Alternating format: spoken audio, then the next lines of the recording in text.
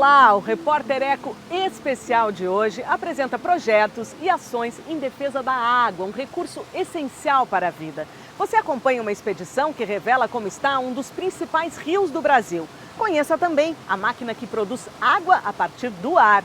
E ainda, uma patrulha sai às ruas na Grande São Paulo para flagrar quem lava carro e calçadas em tempo de crise hídrica. No lugar da multa, os fiscais do meio ambiente usam informação para sensibilizar moradores que não aderiram à campanha contra o desperdício. Este engenheiro criou um equipamento que pode ajudar a matar a sede das futuras gerações. Um voo sobre o Tietê busca sinal de esperança na recuperação do rio.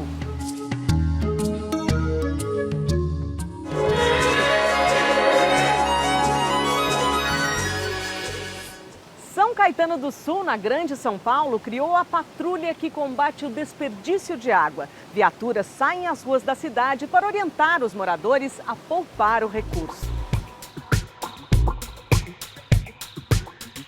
São Caetano do Sul, cidade da região metropolitana de São Paulo, tem 156 mil habitantes que recebem água exclusivamente do Cantareira, sistema que vive a pior crise hídrica da história. O DAE, Departamento de Água e Esgoto do município, tomou algumas medidas para evitar o desperdício e ganhou um reforço, a Patrulha da Água. A ideia é inspirada no modelo adotado na cidade de Los Angeles, nos Estados Unidos. Viaturas adesivadas saem às ruas e os fiscais agem a partir de denúncias anônimas, que chegam pelo telefone 2181-1888 ou pelo e-mail denuncia@daescs.sp.gov.br. Mas no lugar de armas e talões de multa, os agentes do DAE, que flagram os moradores desperdiçando água, usam o recurso do diálogo e da informação para conscientizar aqueles que ainda insistem em regar o jardim, lavar o carro e o quintal. Foi uma denúncia que foi feita agora. Nós estamos vendo que a calçada da senhora está aqui tudo molhada, ela só está mexendo agora na torneira, lavando o quintal. O que a gente está sugerindo? Vai estar aqui nos panfletos o desperdício de água. Usar com balde, não a água da rede, porque nós já estamos no segundo volume morto, né? Estamos passando uma necessidade muito grande e nós vamos pedir a colaboração da senhora. Em outra rua da região central, o fiscal encontra uma espécie de lava-rápido doméstico. É a segunda vez que ele recebe uma denúncia neste mesmo endereço. O morador se defende. O que você usa para lavar o carro? O carro eu uso esse produto, lavagem a seco, e só as rodas que eu lavo na VAP, que é diferente do que lavar na mangueira. Guilherme conta que vai colaborar e que agora, em 2015, pretende coletar água de chuva até para lavar as rodas. A gente já vai fazer uma cisterna para poder captar a água da chuva da minha casa e da água da minha avó e fazer uma coisa para poder reuso, água de reuso. Durante as rondas nas ruas, Daniel Jaime de Freitas, que dirige uma das duas viaturas da patrulha, também encontra bons exemplos. Nós vimos você jogando a água aqui no quintal. Não, mas você com quer balde, ver que eu tô com com balde. Essa água é de reuso ou da rede? Como assim reuso? Reuso da máquina. Da máquina lavar da roupa. De você não está usando o cavalete nem da rede? Não, da máquina de lavar. Esse é um bom exemplo que você está fazendo para nós. Eles estão pegando a água da máquina lavar roupa, colocando em baldes grandes, estão pegando água de mina, colhendo também. Estão pegando água quando chove, tem casos que eu peguei, eles têm uns barril perto das suas calhas, né? Aí eles usam uma mangueira com uma VAP, puxa e fazem a limpeza, regam as plantas, e isso é um exemplo. E com a patrulha da água a postos, a meta é chegar a uma economia de 20%. O trabalho é esse, nada mais, é educar, sensibilizar, conscientizar.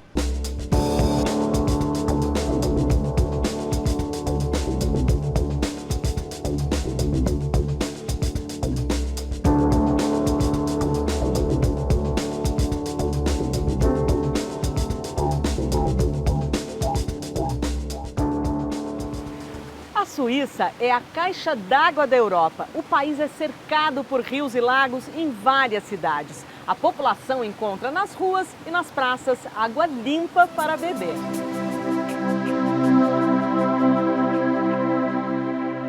A As casas à beira do lago são um exemplo da harmonia entre o homem e a natureza.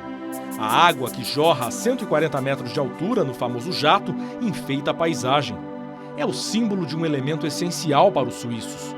Cuidar da água é como lei por aqui. E que cuidado! No Lago de Genebra, o maior da Europa Ocidental, são quase 600 quilômetros quadrados de água cristalina.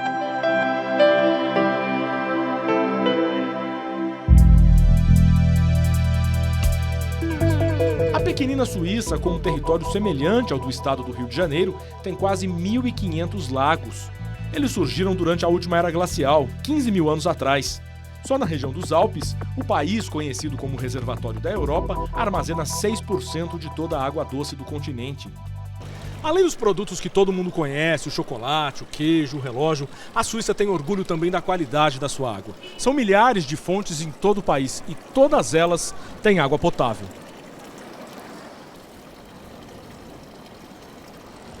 É boa mesmo. Na capital Berna são mais de 100. É fácil entender a razão da qualidade que escorre pelas torneiras. Berna, por exemplo, é contornada por um rio de águas esverdeadas e límpidas. Um cenário que encanta.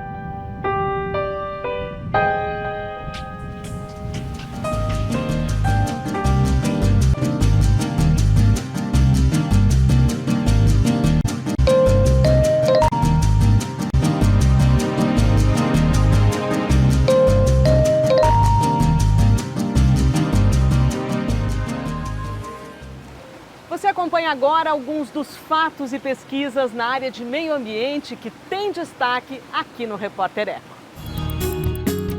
Água e desenvolvimento sustentável é o tema da campanha mundial lançada pela ONU em 2015.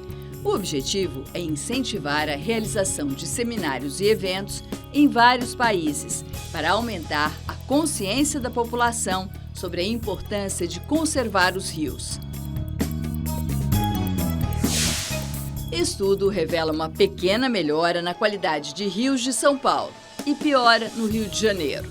O levantamento foi realizado pela Fundação SOS Mata Atlântica.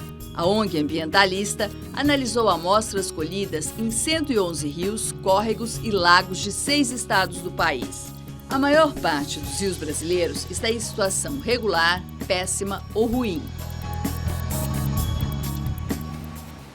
Aguarde, porque tem mais. Uma máquina que produz água potável a partir do ar. O Repórter Eco especial sobre água volta daqui a pouco.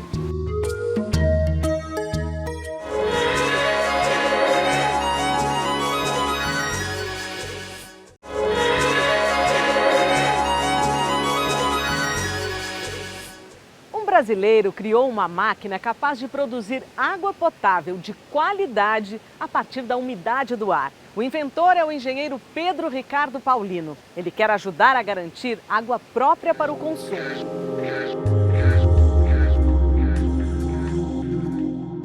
Difícil imaginar que o ar que a gente respira pode também nos fornecer água potável.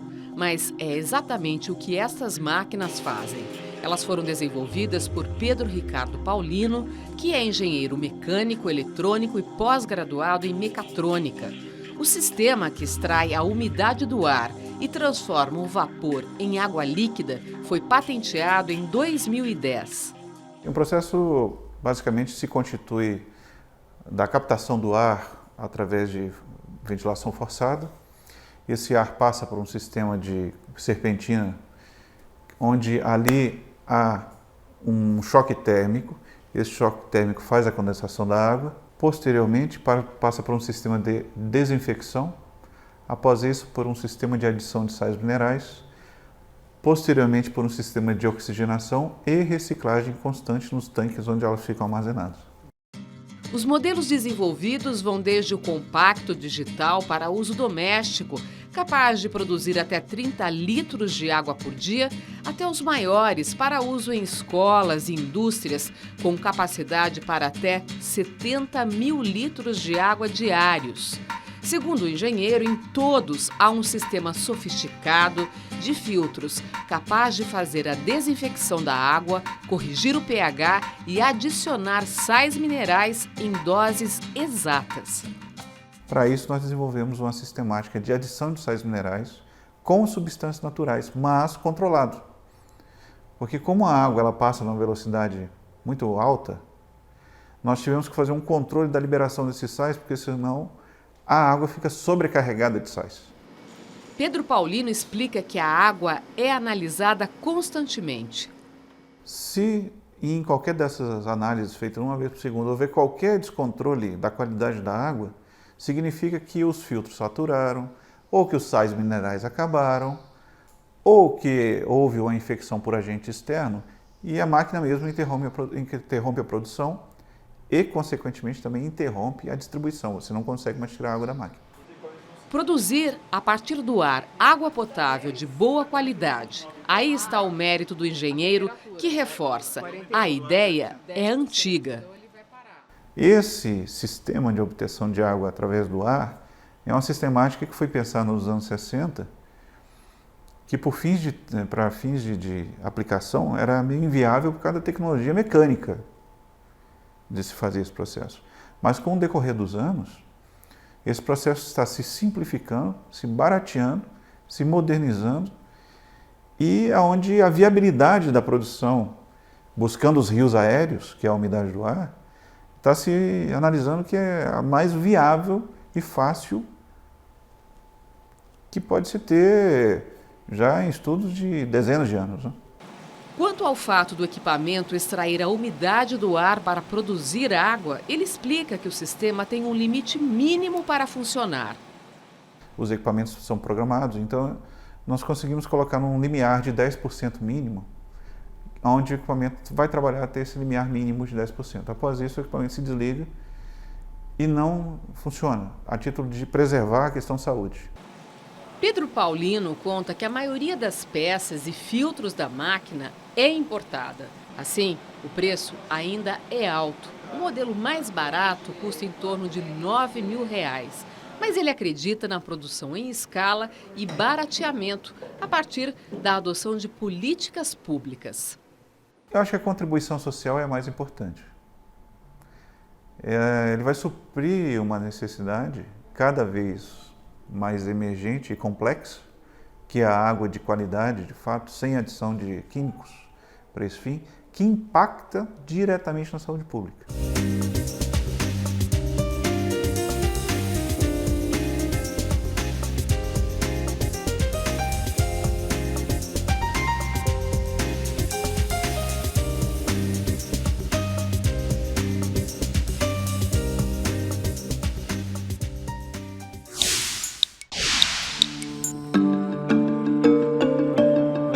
Levantamento pioneiro da Embrapa e da Agência Nacional de Águas mostra que o Brasil já tem cerca de 18 mil pivôs centrais que irrigam lavouras em mais de 1 milhão de hectares.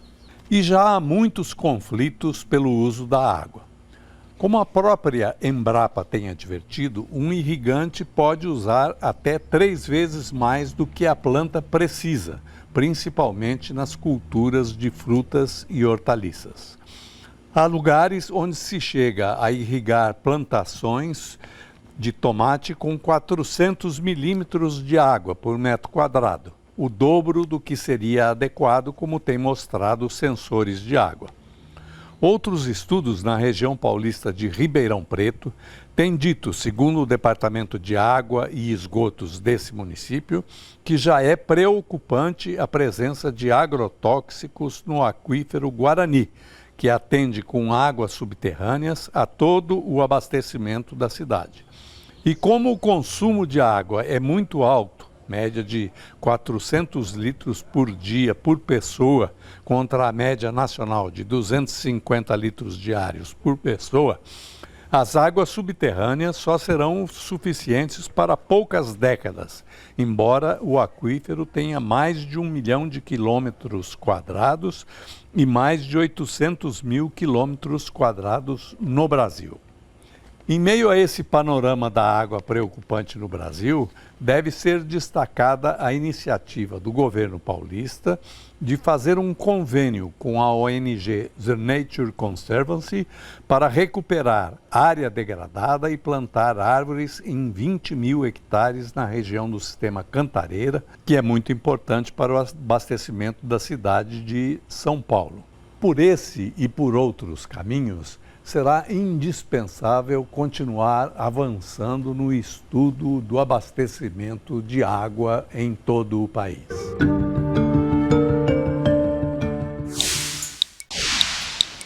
Chegou a hora das imagens que a gente escolheu para você na internet.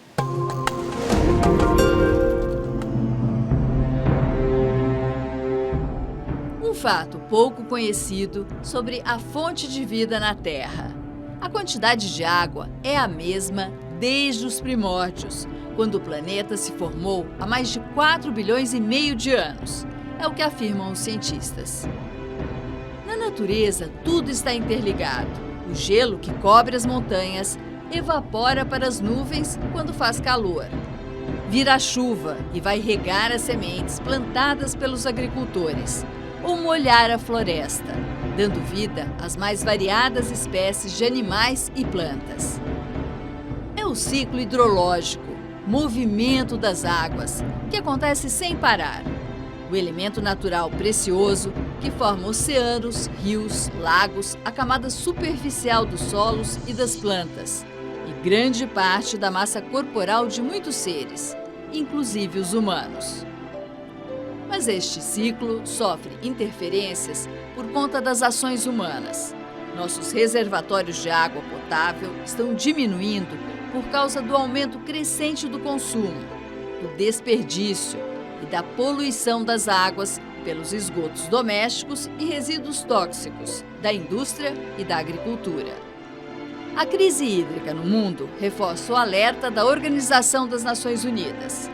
Cuidar bem da água, berço da vida, é fundamental para a nossa sobrevivência e de todos os seres vivos da Terra.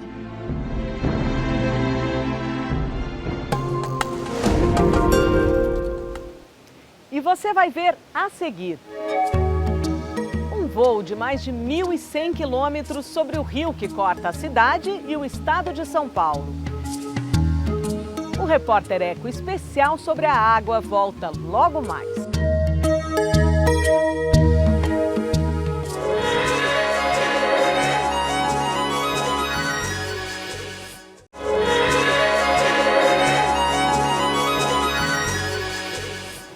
A cidade de São Paulo tem 2 rios importantes, o Tietê e o Pinheiros. O piloto Lu Marini registrou o Tietê do Alto, desde a nascente, onde é mais limpo, até a foz, a 660 quilômetros da capital paulista. Um voo de mais de 1.100 quilômetros sobre o rio Tietê, da nascente no município de Salesópolis, região metropolitana de São Paulo, a foz, em Itapura, onde ele deságua no rio Paraná. A bordo de um paramotor, o piloto e aventureiro Lu Marini registrou a diversidade de imagens do principal rio dos paulistas, ao sobrevoar mais de 60 municípios. Na decolagem, eu sobrevoei durante muito tempo galhos, pedras, terra, né, já o rio sem água. E depois, onde o rio era represado, mesmo assim você via as margens já muito secas, ao ponto de, por exemplo, eu estar sobrevoando e ver um carro que estava submerso surgir, né, no leito do rio, justamente pela baixa do rio. E aí eu sigo, né, passando por Salesópolis, caminhando para a maior cidade, a primeira maior cidade do meu trajeto, que foi Mogi das Cruzes. Né, nesse trecho de Salesópolis a Mogi das Cruzes, foi o único percurso do rio onde eu vi o rio, mesmo que seco, serpenteando a mata, a floresta, mas logo em seguida você já vê a urbanização e aí já o descaso ambiental começando, a poluição surgindo e aí o verdadeiro caos que não termina em São Paulo, que continua passando ali por Santana do Parnaíba, onde começam a ver aquelas espumas. Muitas vezes parecia que eu estava voando sobre neve, né? Mas era sinal ainda da poluição.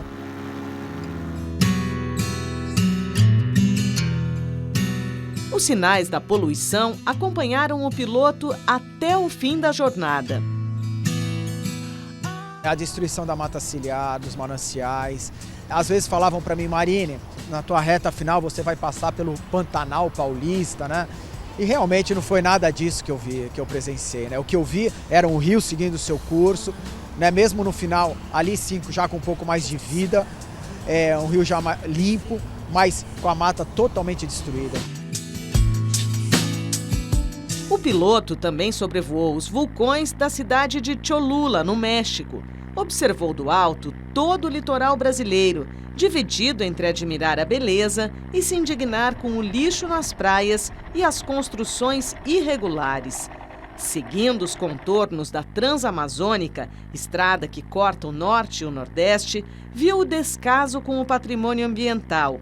Mas sentiu a força da vida quando a floresta era densa e os pássaros acompanhavam o voo.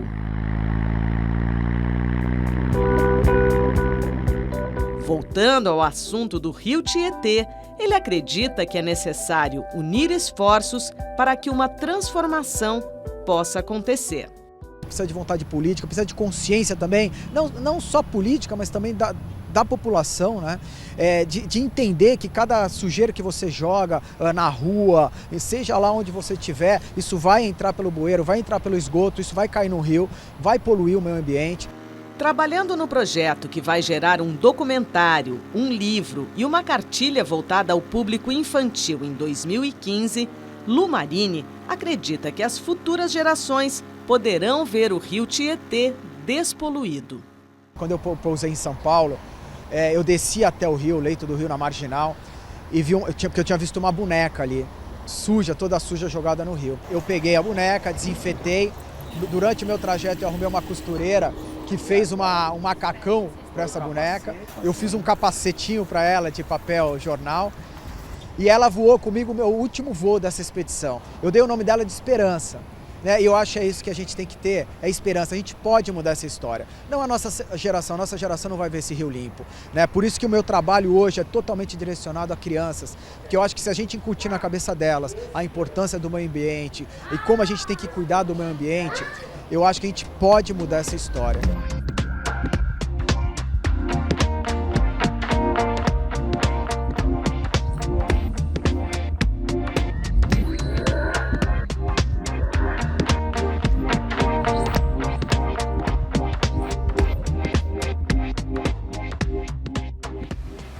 Se você quiser rever as reportagens, entre no nosso site. Anote os endereços na internet. cmais.com.br/repórtereco. No Facebook, curta a página facebook.com/repórtereco. O programa do Dia Mundial da Água encerra com uma frase de Aldo Rebouças, professor da Universidade de São Paulo. Ele morreu em 2011 e deixou como legado o conhecimento sobre o uso responsável dos recursos hídricos. Ele dizia assim: a alternativa mais barata e viável para abastecer a crescente população mundial é aprender a usar a água disponível de forma cada vez mais eficiente. Repórter Eco. Até o próximo programa. Tchau!